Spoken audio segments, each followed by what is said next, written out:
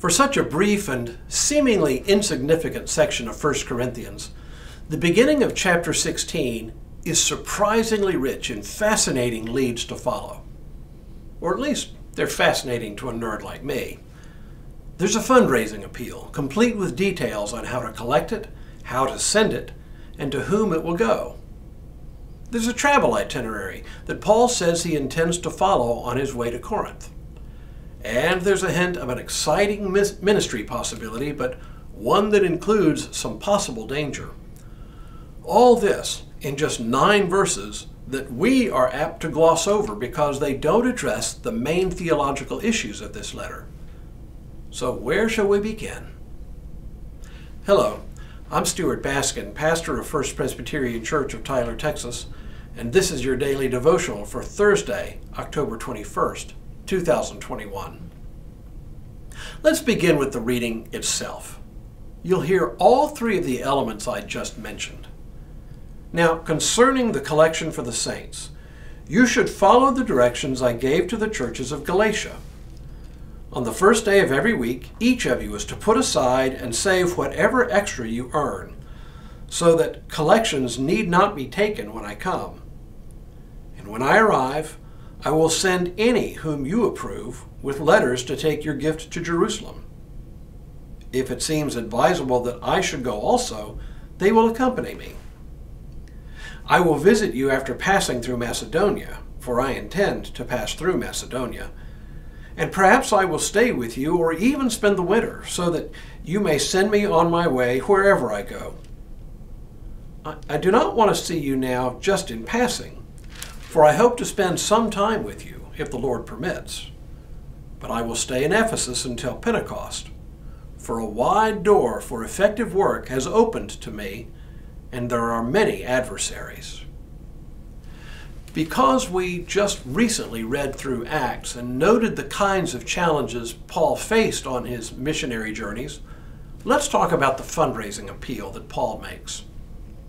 If you pay close attention to Paul's letters, he mentions this fundraising effort in a variety of places, in Romans, in 2 Corinthians, and obliquely in Galatians. And indeed, here he assumes the Corinthians are not only already familiar with the offering itself, but also with the instructions he gave to the Galatians, perhaps in another Galatian letter that we don't have. He only mentions here in passing that the offering will go to Jerusalem. So what was the offering for, and why was it important enough to mention here? From other places, including Acts and Romans, we know that there was a years-long effort to raise funds for the Christian community in Jerusalem. From what little we can gather, after all, we're reading someone's mail here, and a lot is simply assumed, many of the Christians in Jerusalem were experiencing financial distress. While we don't know exactly what that was about, it's not hard to make an educated guess. Jerusalem was the center of Jewish life in the world. The temple was the center of worship, though by now synagogues formed the center of weekly worship gatherings in many cities and towns. But one did not make sacrifices in the synagogues. One brought sacrifices on periodic trips to Jerusalem. But the little Christian community seems to have created friction and opposition among the Jews in Jerusalem, even though the Christian community still understood itself to be an integral part of the Jewish community. So one can imagine that 2 things began to happen. First, members of the Christian community may well have experienced social and economic ostracization.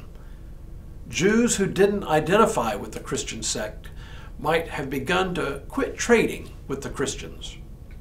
That would have created economic hardship.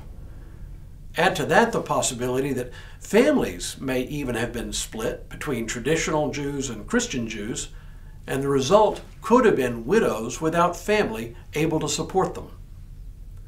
Sending money to support the Christian community in Jerusalem then would have served at least 2 purposes besides the economic support.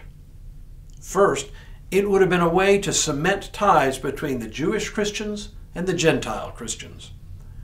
We know that there was initially some friction between the two, especially when it was decided that the Gentile Christians didn't need to follow the law. An offering like this would have created goodwill among the Jewish Christian community for their Gentile Christian neighbors. And second, it would have been a powerful reminder that the Corinthians were part of a much larger network of churches that was growing all over the Mediterranean basin. As such, they needed to know that what they did, or failed to do, had implications for other Christians in other places.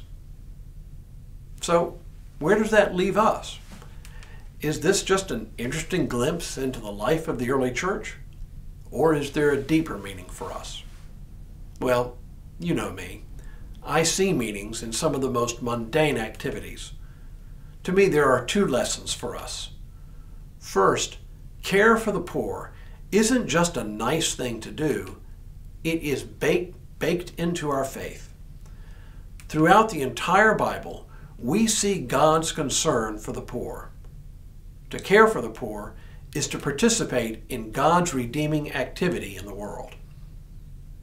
Second, this offering reminds us that we too are part of a worldwide network of churches, not just Presbyterian and Reformed churches, but all Christian churches. We may not always agree with them, but they are part of our family.